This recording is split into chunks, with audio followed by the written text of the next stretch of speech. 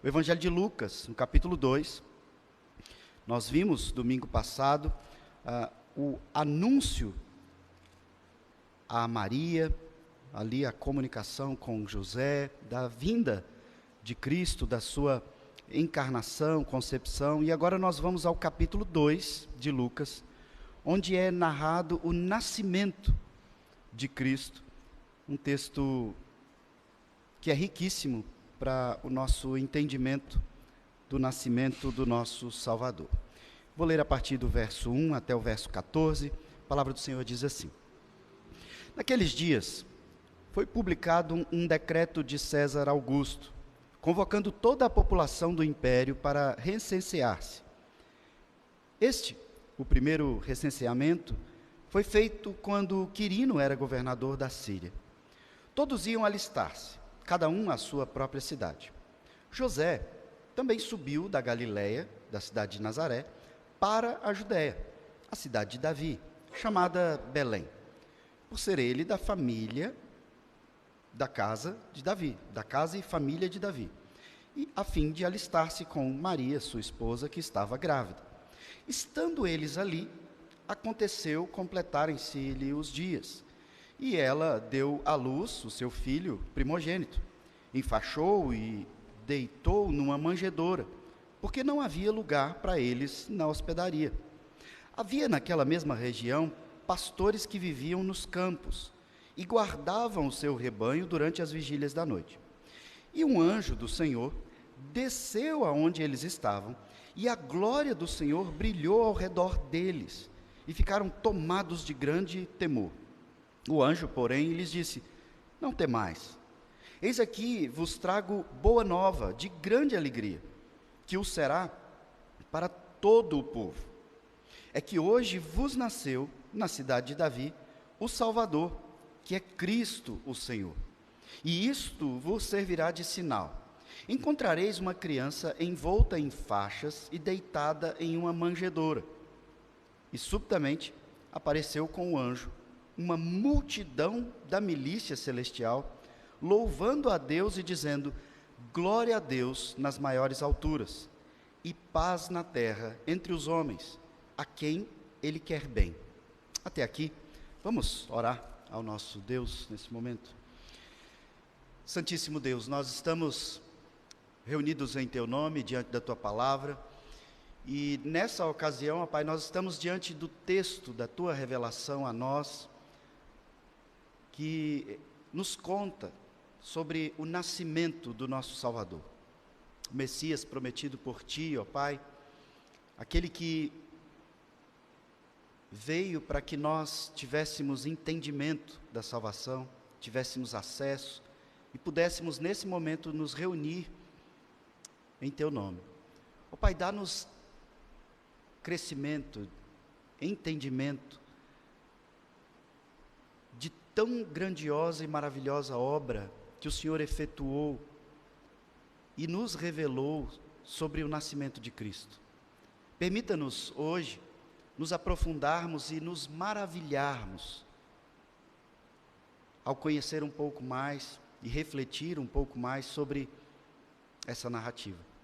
E que assim, ó Pai, seja o Senhor falando conosco, mostrando-nos o Teu amor, mostrando a Tua obra e nos chamando a responder em fé, com a nossa vida, com a nossa prática de maneira geral, em tudo que nós pensamos, falamos, fazemos, especialmente aquilo que nós realizamos quando aqui reunidos em culto a Ti. Fala conosco, ó Pai, dá-nos entendimento de tão grande obra, é o que nós Te pedimos em nome de Jesus. Amém. Meus irmãos, como eu mencionei domingo passado, eu achei oportuno nós refletirmos nesses 2 domingos sobre a vinda de Cristo, a promessa, né, o anúncio ali da concepção, da geração, da encarnação, e hoje então tratarmos, observarmos aqui como se deu o nascimento do Rei dos Reis. E essa história do nascimento de Cristo, ela é ao mesmo tempo para nós uma história repetida, né, e repetitiva, porque nós já conhecemos, já ouvimos várias vezes, já lemos várias vezes, lemos não só no Evangelho de Lucas, mas lemos em Mateus, temos nessa época do ano vários presépios, pessoas cantando em cantatas, corais, infantis, adultos. O fato é que, mesmo sendo algo que nós já conhecemos bem, ela é sempre nova. Nós não nos cansamos de ouvir ou de contar essa história. E precisa ser assim, porque toda a Escritura aponta para Cristo e aponta para o seu nascimento, a sua obra.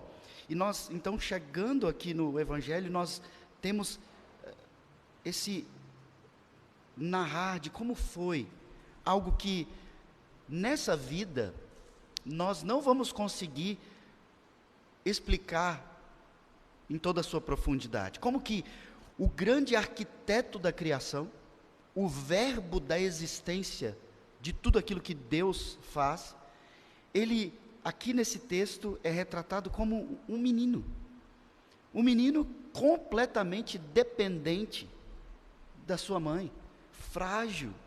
O autor da vida ali, de alguma maneira, com sua vida muito frágil. Isso precisa nos encantar.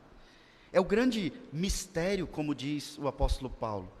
Como pode o grande, poderoso Senhor, Rei dos Reis, Criador, agora beber, sem conseguir falar, deitado numa manjedoura, como o texto diz, completamente indefeso?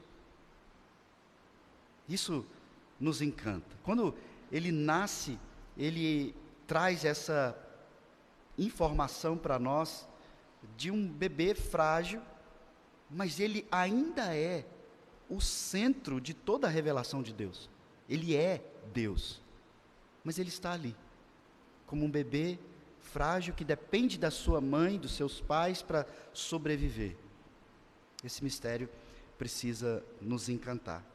O texto começa nos mostrando sobre o nascimento de Cristo, nos posicionando na história e nos mostrando o que estava acontecendo na história daquele povo, que fez com que até a contagem de tempo de toda a humanidade fosse mudada posteriormente. Aqui há a informação de que foi publicado um decreto de César Augusto, convocando toda a população do império para ir trazer as informações para o governo. O império aqui que dominava o povo judeu é o Império Romano, e eles precisavam saber qual o número das pessoas, das famílias que iam nascendo. Então era necessário trazer essas informações, contar e ter ali uma espécie de informação geral sobre todo o povo. E ele então faz esse decreto, convoca toda a população. E às vezes a gente faz alguma confusão aqui, porque quando a gente lê no Evangelho de Mateus, traz alguns nomes, aqui trazem outros nomes. Por várias vezes eu confundi Herodes, o Grande, que era um título dado ali a um rei, e aqui o texto fala de César Augusto, um imperador. Veja, Herodes era o rei da Judéia, ele governava aquela região ali da Judéia, mas acima dele nós tínhamos o César Augusto, que era o imperador romano. Então o decreto ele vem de cima para baixo, e Herodes ele está ali naquele contexto, mas César é o imperador que convoca. E esse decreto então é o que motiva José com sua esposa Maria a saírem de Nazaré, como nós vimos domingo passado, e chegarem até Belém. E o texto nos traz isso. E quando nós vamos lendo cada um desses detalhes, você diz, mas essas informações é só para ter contexto. Não, essas informações elas são todas fundamentais, porque aqui o autor Lucas, inspirado, ele está nos mostrando nesses elementos o cumprimento de tudo aquilo que foi anunciado. Ou seja, para que ninguém diga, não, mas esse aí não é o Messias. não tem jeito de ser. Lucas, os evangelistas de maneira geral, eles nos dão detalhes que nos mostram o cumprimento daquilo que foi anunciado no Antigo Testamento. Então, esses detalhes, a saída deles de Nazaré, ele é o Jesus de Nazaré, mas ele nasce em Belém, como os profetas anunciaram. E qual a motivação? Maria ouviu o anúncio do anjo, então ela vai para Belém para ter o seu filho? Não, Deus faz os movimentos na história para que Maria, José, eles cheguem a Belém. Talvez eles nem estivessem se lembrando dessas promessas, talvez eles não tivessem consciência com profundidade das promessas, não sabiam que ele precisava nascer em Belém, mas Deus faz isso na sua gestão, e é importante nós observarmos isso, porque é assim que ele age na nossa vida. Então, há acontecimentos na nossa vida diária, coisas que acontecem que você não entende. Muitas vezes você se revolta, eu muitas vezes me entristeço. É prejuízo financeiro, é doença, são coisas que você é impedido de fazer, de realizar, sonhos que você não consegue realizar. Mas entenda, Deus, em seu soberano governo, está movimentando todas as coisas para que se cumpra todo o bom propósito dele nas nossas vidas. José, Maria não sabem que Deus está se movimentando dessa maneira. O que eles sabem é que eles precisam ir àquela cidade, a sua genealogia, né, os antepassados eram daquela região, eles agora estão em Nazaré, mas eles precisam ir ali responder ao recenseamento. A cada 14 anos, o governo romano realizava esse censo, e tinha objetivos militares, saber quantos homens estavam nascendo e se multiplicando, e tinha objetivos fiscais também.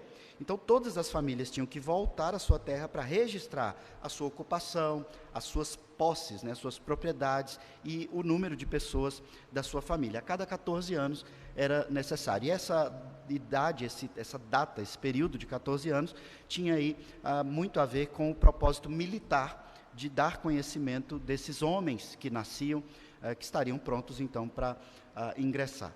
O fato é que isso acontece, todos iam alistar-se, o verso 3 nos diz isso, cada um à sua própria cidade, e José, verso 4, subiu da Galiléia, da cidade de Nazaré, para a Judéia, a cidade de Davi, chamada Belém. Ele, o texto nos diz, é da casa, da família de Davi, e nós sabemos que Maria também é ligada à casa de Davi. Tem essa linhagem, e isso também foi anunciado. No Antigo Testamento, ele precisava ser da linhagem de Davi, e nós então temos aqui essa informação. O fato é que o verso 6 nos mostra aqui o objetivo, nos situa, nos traz informações, diz, olha, estando eles ali, ou seja, eles não foram ali para ter o bebê, mas eles estavam ali, e aconteceu de chegar o dia do nascimento do nosso Salvador. Tudo o que acontece, como eu disse, já havia sido anunciado. Lá em Gênesis 3, verso 15, é um texto que eu sempre faço menção, e como ali as coisas estão reveladas em forma de semente, eu já mencionei isso algumas vezes, nós não percebemos os detalhes. Quando eu digo que o Evangelho está em forma de semente, eu costumo exemplificar que é como você observar um grande pé de laranja, uma grande árvore de laranja, né, muito grande, ali com todos os seus frutos, mas entenda, quando você planta um pé de laranja, você tem toda a informação daquela grandiosa árvore numa sementinha de laranja. Então, em Gênesis 1, 2, 3, nós temos grandes informações, mas elas estão como que em forma de semente. E Gênesis 3,15 é o que nós chamamos de proto-evangelho, é o primeiro anúncio da salvação, do evangelho, das boas novas, do Messias que viria. Então, quando a gente olha lá em Gênesis 3,15, o texto diz, porém inimizade entre ti e a mulher. Ou seja, aqui é o contexto de Gênesis, é o contexto da maldição, porque o homem desobedeceu, contrariou a boa vontade de Deus. Deus diz, olha, vai existir, porque eu mesmo vou estabelecer uma inimizade. Ou seja, Deus define que haverão dois tipos de pessoas, dois tipos de seres. humanos.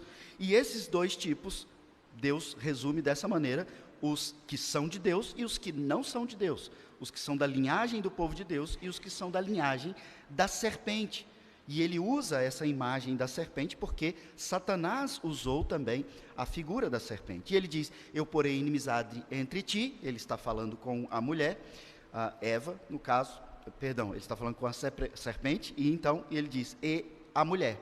Ele define ali, entre a tua descendência e o seu descendente. Ele fala com um e com o outro, ou seja, o descendente aqui é o filho de Deus, ele é inimigo do filho da serpente.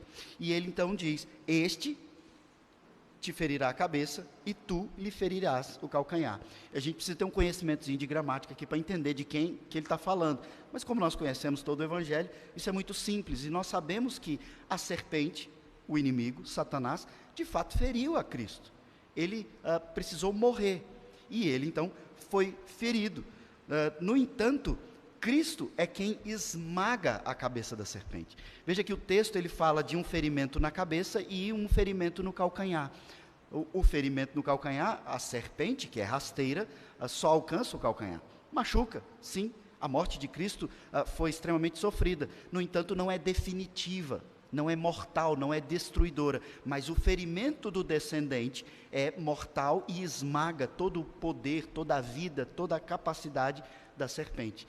Veja, lá em Gênesis há um anúncio desse descendente. Ele tinha que ser homem. É o descendente, filho de mulher, ele tinha que ser esse filho da mulher. Ele tinha que ser judeu também. Ainda em Gênesis 12, Deus cria ali o seu povo chamando um homem chamado Abraão, e nós conhecemos um pouco dessa história. E ele faz uma promessa para Abraão. Abraão não entende, mais uma vez, é em forma de semente. Ele não entende tudo o que implica naquela promessa, mas Deus faz um pacto, uma aliança. Ou seja, ele faz um compromisso de vida e morte, de que aquilo aconteceria. Lá em Gênesis 12, ele diz: abençoarei, Abraão, os que te abençoarem, e amaldiçoarei os que te amaldiçoarem. Veja a inimizade continuando. E em ti serão benditas todas as famílias da terra. Como que Abraão teria filhos como sem a capacidade de contar, como observar as estrelas? E como que todas as famílias da terra seriam benditas em Abraão? Aqui também há o anúncio de que Cristo viria do povo de Abraão, o povo judeu. Então, ele é o descendente da mulher, ele é homem, ele é ser humano, ele não pode ser um anjo, ele não pode ser uma energia, ele não pode ser uma força, ele não pode ser um animal, ele tem que ser homem, descendente da mulher, e ele precisa ser descendente, no sentido da tribo, do povo de Abraão, ele tinha que ser descendente de judeus, ele tinha que vir de Abraão. E ao longo do Antigo Testamento nós temos mais detalhes. Eu estou trazendo aqui apenas algumas informações que eu julguei importante, mas são muitas informações que estão contidas em todo o Antigo Testamento, que anunciavam que ele seria o Cristo. E essas informações são importantes para nós, para que nós consigamos fazer essa junção do Novo Testamento com o Antigo Testamento. As coisas que foram anunciadas, e então elas se cumpriram, e elas são descritas no Novo Testamento, que interpreta aquilo que foi anunciado no Antigo Testamento. Portanto, não é menos palavra de Deus o Antigo, não é menos palavra de Deus o Novo, eles são complementares. Um anuncia a descrição do acontecimento, e então as orientações sobre a nossa resposta desse acontecimento, que tudo isso aponta, vamos falar figuradamente, o centro da Bíblia, o foco central é aquilo que nós estamos lendo aqui hoje, o nascimento, a encarnação, a morte, a ressurreição de Cristo. É para esse lugar que toda a Escritura aponta. E o Antigo Testamento nos dá a informação também que Cristo ele tinha que ser da tribo de Judá. Isso acontece no desenrolar ali do povo de Abraão, ainda em Gênesis, lá no capítulo, já no finalzinho, capítulo 49, é dito que o cetro, ou seja, o governo, o reino, não se arredará de Judá, falando da tribo de Judá, nem o bastão de entre os seus pés, até que venha Siló, e a ele obedecerão os povos. Veja, Quando nós lemos um texto como esse, conhecendo aqui o cumprimento em Cristo, nós entendemos. Mas isso nos ajuda também a perceber por que os judeus não entendiam tudo. O texto da tribo de Judá está apenas te dizendo, olha, o cetro não se arredará. Um judeu podia pensar, não, o governo vai ser sempre nosso aqui na terra. Não estava pensando que o texto estava anunciando o governo espiritual, o governo de Cristo, o Rei dos Reis, da tribo de Judá. Ele é o leão da tribo de Judá. Então são informações que vão nos ampliando o entendimento, e por isso você passa pela conversão e fica o resto da sua vida na igreja, ouvindo sermões, estudos e pregações, e a gente nunca se cansa. Nós estamos sempre entendendo, interpretando, compreendendo, e isso é fundamental para a nossa caminhada cristã. O texto lá de Lucas diz que ele é da casa de Davi, da cidade de Davi. Lá em 2 Samuel foi anunciado que o Messias, o ungido, ele precisava ser da linhagem de Davi também. Veja, ele precisa ser homem, ele precisa ser judeu, ele precisa ser da tribo de Judá, ele precisa ser da casa de Davi. Lá em 2 Samuel 7:12, é dito, quando teus dias se cumprirem, e descansares com teus pais, então farei levantar depois de ti o teu descendente, que procederá de ti, e estabelecerei o seu reino. Talvez Davi ouvisse algo nesse sentido e pensasse, está falando de Salomão, ou de outro filho. Não, o texto está falando do descendente de Davi, que é superior a Davi. Por isso é dito que Davi é seu pai, mas Cristo é superior. Ele vai se cumprindo o anúncio, a promessa, e tudo isso tinha esse propósito, como eu mencionei, de entender quando de fato fosse o Cristo. Eu estava assistindo com a Patrícia um filme que me chamou a atenção, onde tem ali, é algo que acontece em 1959, dentro de um hospício, onde 3 homens considerados loucos, eles têm a plena e absoluta convicção de que eles são Jesus Cristo, os 3. E o médico ali, então, decide observar o que acontece se nós colocamos 3 pessoas que acreditam que são Cristo, mas como que eles vão se resolver? Como que eles vão decidir quem que não é e quem que é?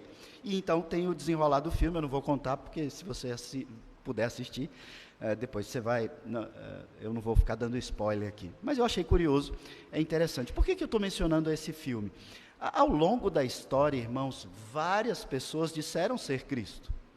As Escrituras precisavam nos dar muitas informações detalhadas para que nós, o povo de Deus, lógico, pelo abrir dos olhos espiritualmente falando, nós enxergássemos, mas que nós tivéssemos elementos científicos, históricos, comprobatórios, de que esse não é qualquer Messias, ele é o Messias, o enviado.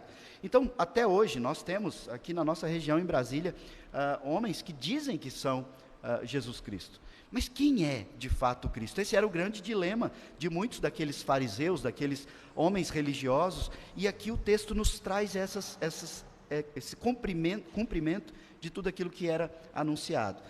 O texto também diz que ele teria que vir de uma virgem. Eu li esse texto domingo passado, de Isaías 7, verso 14.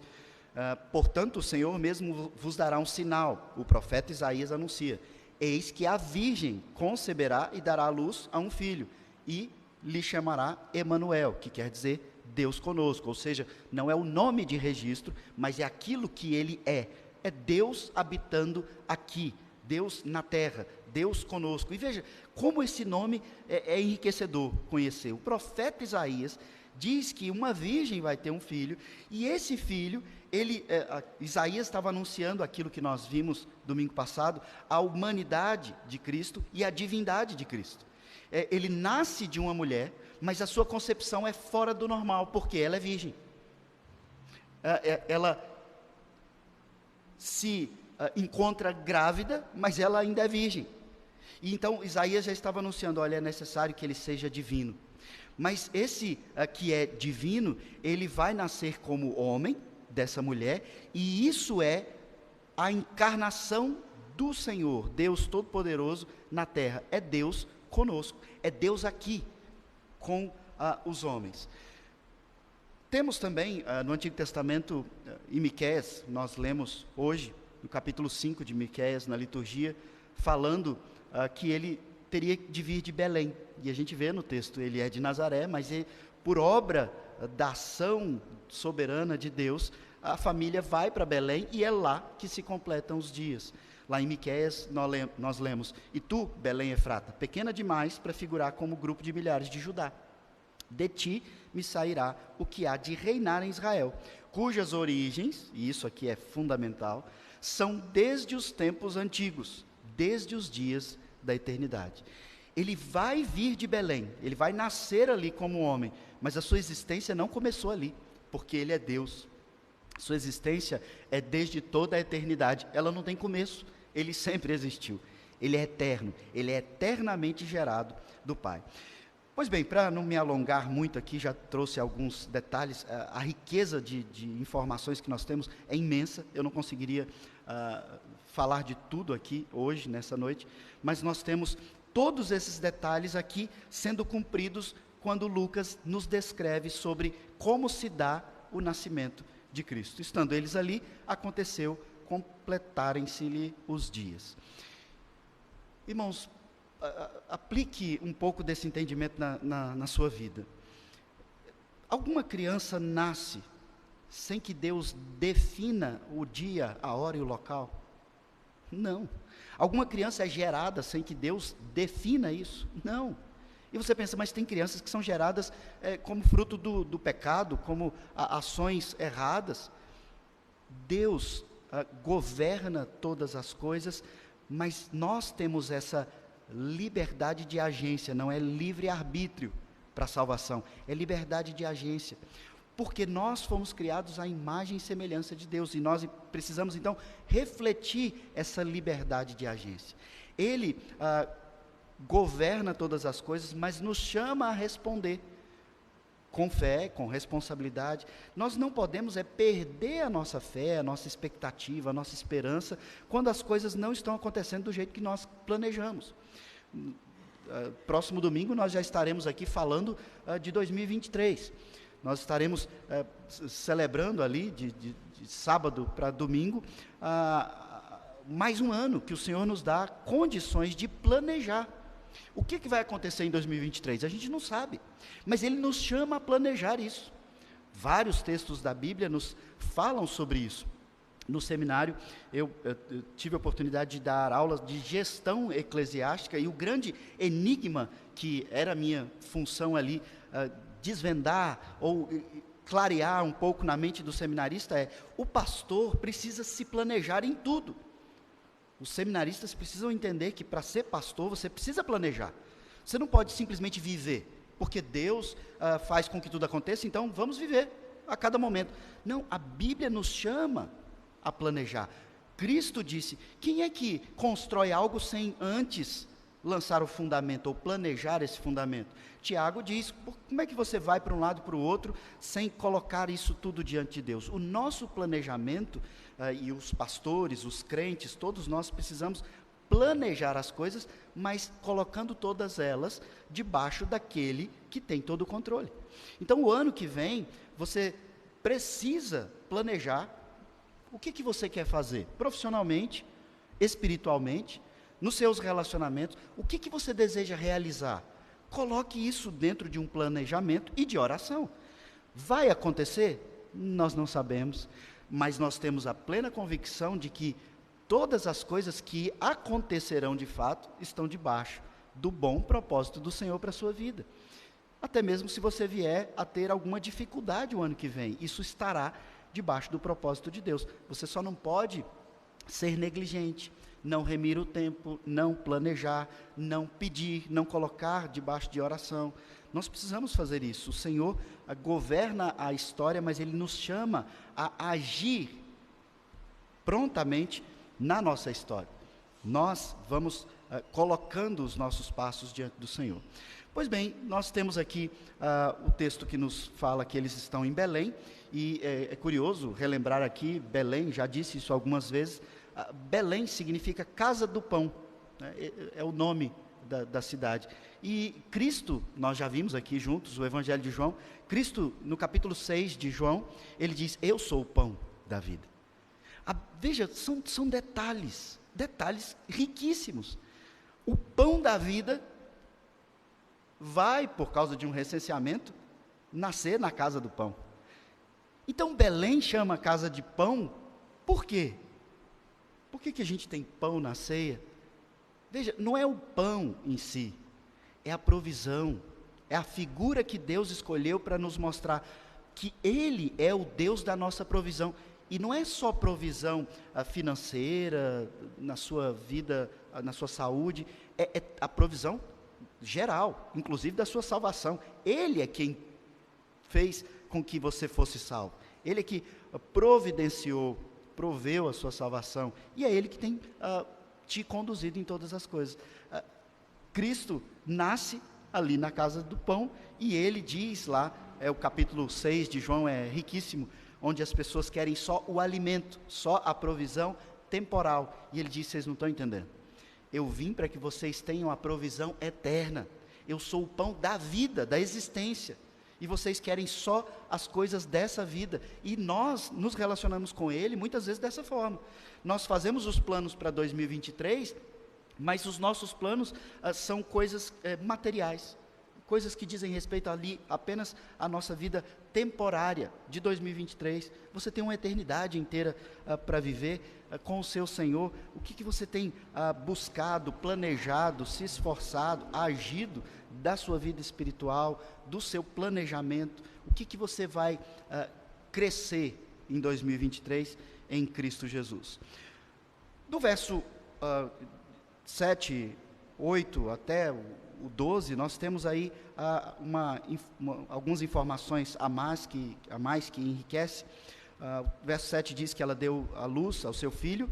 Ela traz a informação de que, de fato, é o primogênito. Ela era virgem e nasce o primeiro filho. Toda a Escritura faz menção da primogenitura. Deus já estava anunciando muitas coisas sobre a primogenitura.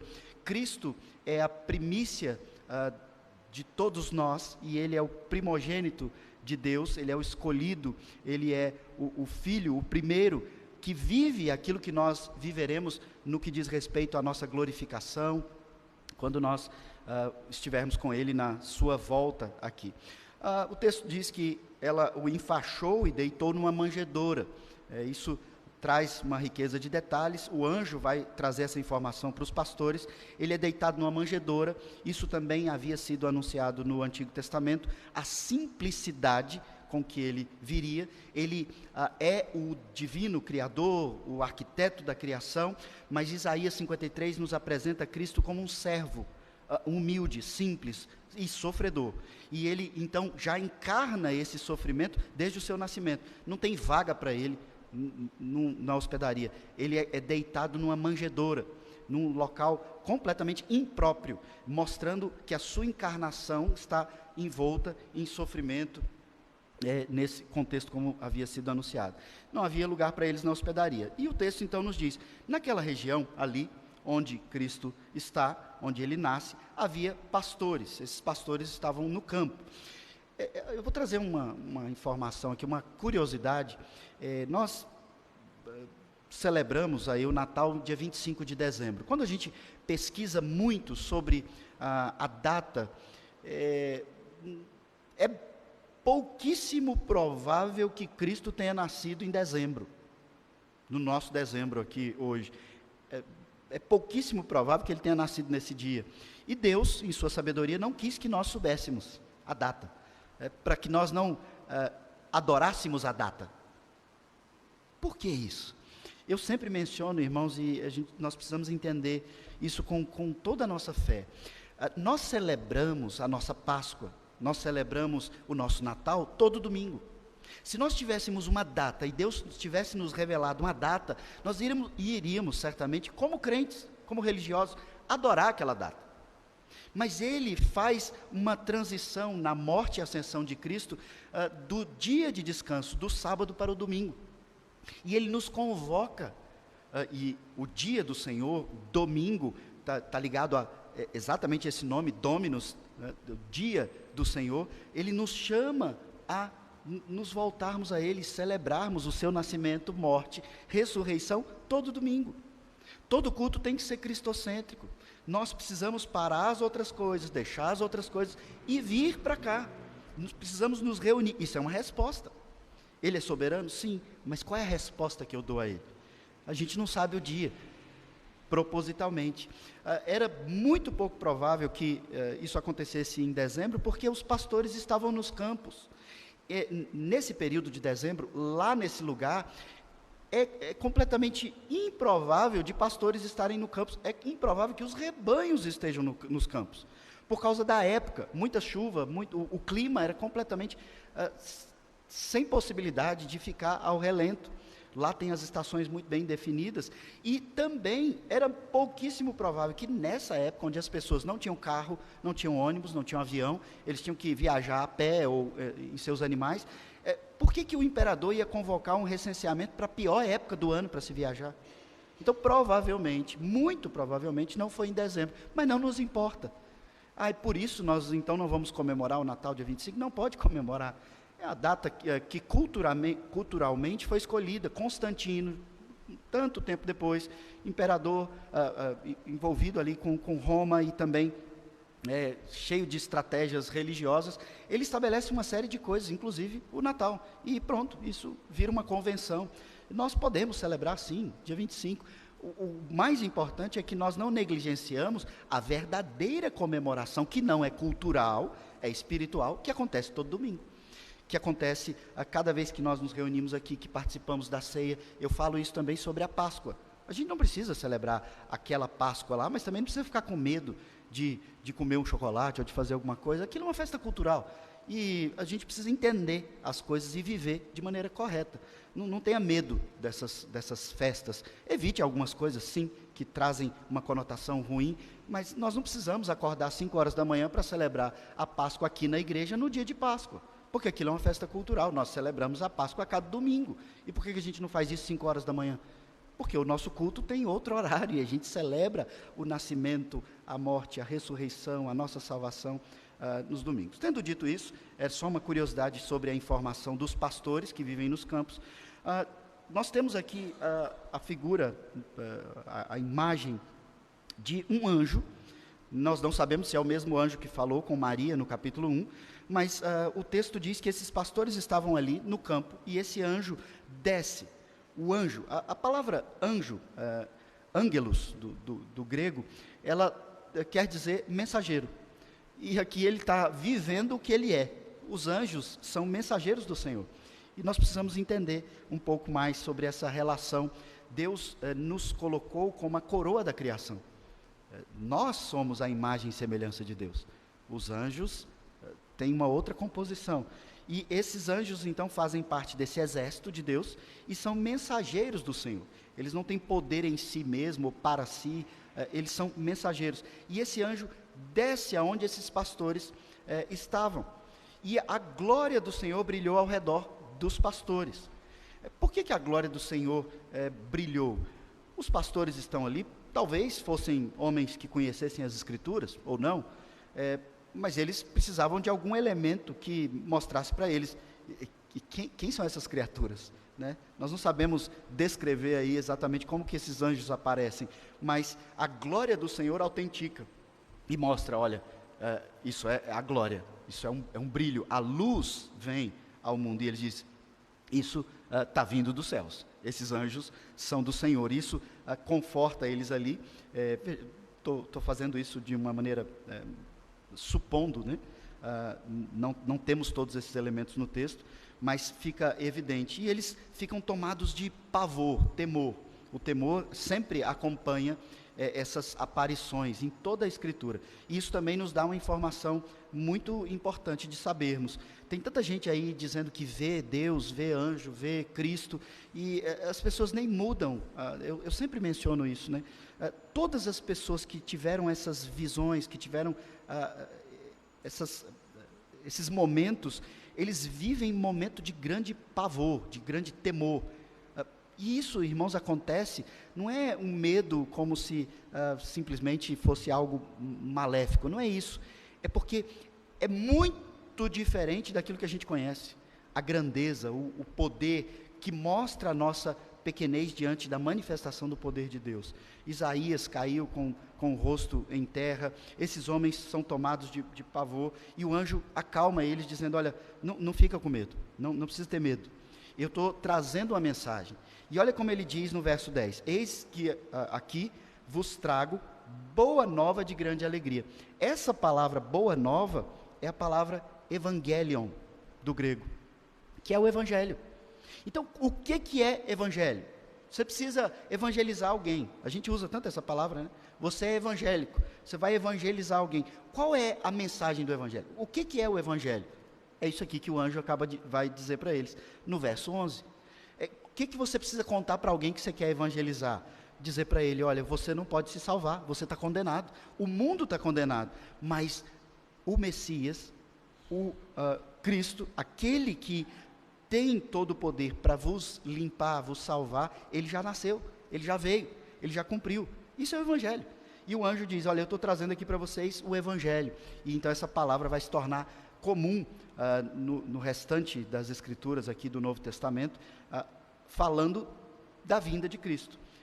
Trago boas novas, essas boas novas são de grande alegria, e essas boas novas vão ser boas novas para todo o povo. No caso aqui, não toda a humanidade, mas todo o povo de Deus, todo o povo judeu. E qual é a mensagem? É que hoje, veja, hoje, vos nasceu. O vos aqui nos traz algo grandioso, que foi anunciado lá em Isaías, também nos profetas menores. É que hoje, não é daqui um mês, não é daqui um ano, é hoje, vos nasceu. Nasceu como homem, nasceu entre vocês. Não nos nasceu, não nasceu para o anjo, nasceu para a humanidade. Vos nasceu na cidade de Davi o Salvador, e aí ele coloca vários nomes. O Salvador, que é Cristo, o Senhor. E aqui, tudo aquilo que nós precisamos saber sobre o nosso Senhor. Eu li, domingo passado, Mateus 1, 21, quando o anjo fala ali, anunciando o nascimento de Cristo, ele diz, olha, vocês vão chamar ele de Jesus, porque ele é o Salvador. E eu mencionei aqui que o nome Jesus está ligado a esse significado de salvação. E aqui ele diz, ele é o Salvador, que é Cristo, o Senhor. Vamos por partes aqui, para eu não me alongar muito, mas não deixar aqui sem trazer essas explicações. No Antigo Testamento, todo aquele que era separado para uma missão especial, ele atravessava uma cerimônia. Essa cerimônia chamava unção. Por isso a gente tem tanta gente hoje querendo usar óleo, como se tivesse poder. Não, era uma cerimônia ali daquele povo. Alguém que era separado, um rei, um sacerdote, Davi foi ungido, né? As escrituras do Antigo Testamento falam de Cristo como um ungido, mas é importante você saber que ele não é um ungido, alguém que foi ungido, ele é o, artigo definido, ele é o ungido. Todo mundo que é ungido vem depois dele, vem abaixo dele. Ele é o Salvador, o ungido. Ele foi ungido, ou seja, ele foi consagrado, ele foi separado para salvar. É essa a significância quando ele diz o Salvador, com um S maiúsculo. Ele foi separado, consagrado, designado para salvar o povo de Deus. Então ele é o Salvador. Além dele ser o Salvador, ele é também o ungido. A palavra Cristo em grego é a mesma palavra Messias, do hebraico, que é a palavra ungido. Essas palavras têm a mesma tradução. Então quando a gente fala Jesus Cristo, Jesus é o nome de batismo, de nascimento dele, como a gente diz, e Cristo é o que ele é, o Messias. Ele é o Salvador, que é ungido, ele é o Cristo, o, com artigo definido, e aí ele coloca outra informação, ele é o Senhor. E ele usa aqui a palavra que só era usada para se referir a Deus, o Pai, Jeová, no Antigo Testamento. E ele então diz, ele é o que foi separado para salvar, ele é o ungido por Deus, e ele é Deus. Então, a riqueza de informações aqui é muito grande. Ele é Deus, ele é menino, mas ele não deixou de ser Deus. E esse é o grande enigma, o grande mistério do Evangelho. E ele então diz para os pastores, olha, vocês vão ter um sinal para identificar, vocês vão encontrar uma criança envolta em faixa. E aí você diz, mas gente, deve ter nascido tanta criança, podia ter tanta criança envolta em faixa, é normal enrolar a criança no pano, mas deitada numa manjedoura? Acredito que não tinham muitas. E eles dão essa informação é precisa, e o texto traz essa informação, os pastores vão observar. Todo o foco do nascimento do texto está no verso 11, na descrição do que ele é, e ele então diz para os pastores, eles vão procurar. Outra curiosidade, às vezes você vê alguns presépios, algumas retratações, quadros, pinturas, em que os pastores estão ali, tem os animais e tem também os magos. Não sei se você viu aqui, mas no texto a gente não leu aqui sobre os magos. Primeiro, o texto não diz que eram 3, diz que eles trouxeram 3 presentes, talvez eram 3, mas esses magos, eles não encontram com os pastores, eles vêm em outra ocasião. Se você quer saber sobre os magos, você vai para o Evangelho de Mateus, aqui em Lucas fala dos pastores.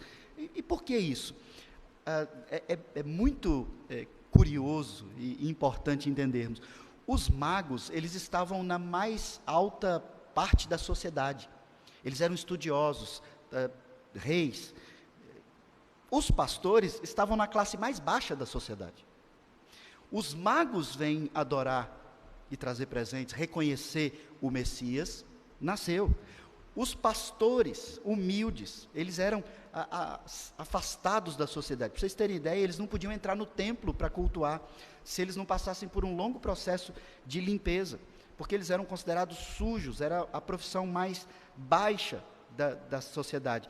Mas os 2 evangelhos aqui, os 2 evangelistas estão nos mostrando que vem desde o mais alto importante, orientado por Deus, pela estrela, pelo brilho, vem também o mais simples, o mais humilde, e todos eles têm um único propósito, reconhecer que Ele é Deus e adorá-lo. Então, qual é o seu propósito, o meu propósito? Seja você a pessoa que está na parte mais alta da sociedade ou a pessoa que está na parte mais baixa da sociedade. Nosso objetivo aqui, no culto, somos todos iguais, adorar, reconhecer que Ele é o Senhor, que Ele é Deus e adorar. E isso fica evidente quando no verso 13 e 14, o texto nos diz que além e aí eu estou indo para Mateus, os magos, os pastores aqui em Lucas, nós temos um exército de anjos que vem dos céus para reconhecer, para celebrar, para comemorar o nascimento de Cristo e adorar. Eles estão adorando o bebê que não fala, o verbo da vida que não fala nesse momento, mas ele não é menos Deus, ele é Deus, e os anjos descem para mostrar isso ali aos pastores. Veja o verso 13, e subitamente apareceu com aquele anjo que estava sozinho, uma multidão agora, uma milícia, um exército de anjos. E o que esses anjos estão fazendo? Eles estão louvando a Deus e dizendo, glória a Deus nas maiores alturas e paz na terra entre os homens a quem Ele quer bem. E aqui a gente fecha toda essa mensagem do Evangelho do nascimento de Cristo. Glória a Deus, o Pai, que anunciou desde Gênesis que nós teríamos o Messias prometido. Então, glória a Deus nas maiores alturas. Esse Deus, o Pai, se fez homem. Esse Deus é Cristo, e Ele conquista com seu sangue a paz. Olha o que os anjos estão cantando. Glória a Deus nas maiores alturas, por seu projeto, por seu propósito, por seus decretos, e paz. Cristo traz a glória de Deus, das maiores alturas, a nós. E nos traz a paz aqui na terra. Enquanto nós não tínhamos Cristo, nós estávamos em guerra e éramos inimigos de Deus. Mas em Cristo é estabelecida a a paz entre nós e Deus e entre nós e as outras pessoas. Nós somos chamados a um viver pacificador, porque nós somos servos do príncipe da paz, como Isaías anuncia o Messias. Paz na terra entre os homens. Quais são esses homens? Lembra das duas linhagens? A expressão aqui, a quem ele quer bem, ela é uma expressão curiosa, o fruto do seu beneplácito. Ou seja, aqueles que são abençoados por ele, não são os amaldiçoados. Então, quem experimenta a paz? O povo de Deus. Aqueles que recebem dentro de si a habitação do Espírito Santo em Cristo Jesus. Meus irmãos, eu reconheço aqui, já encerrando, a minha mais completa incapacidade de transmitir para vocês a grandeza do que nós acabamos de ver aqui. Tentei fazer de uma maneira bem simples, tentei falar de uma maneira bem simples, mas eu reconheço a minha completa incapacidade de falar de algo tão grandioso. Mas a minha grande alegria e a minha grande expectativa, e certeza também, é que não depende da minha habilidade. Nós estamos vendo isso na carta de Coríntios. Depende de Deus agir em você. Diante disso que nós acabamos de refletir, de conhecer. Ele que habita em você. O grandioso, o verbo da vida, o arquiteto de toda a criação, encarnou, morreu por você, foi assunto aos céus, em Atos 2 é derramado na igreja. Ele habita em você. Os anjos estão em alegria com a sua vida quando você vive para a glória de Deus. E nós estaremos eternamente com esses anjos adorando o Senhor com alegria, com satisfação. Então, a grandiosidade do nascimento de Cristo, da descrição, é algo que eu reconheço, pensei, elaborei, como fazer as pessoas serem impactadas. Não tem o que eu possa fazer. É a mensagem que é impactante, não é a habilidade ou a retórica, a capacidade de argumentação, é a mensagem em si, é a boa nova, é Deus, o grandioso, se fazendo homem, porque Ele te ama, e Ele quer que você esteja eternamente com Ele, adorando, bendizendo, se alegrando e usufruindo. É essa a simples mensagem do Evangelho.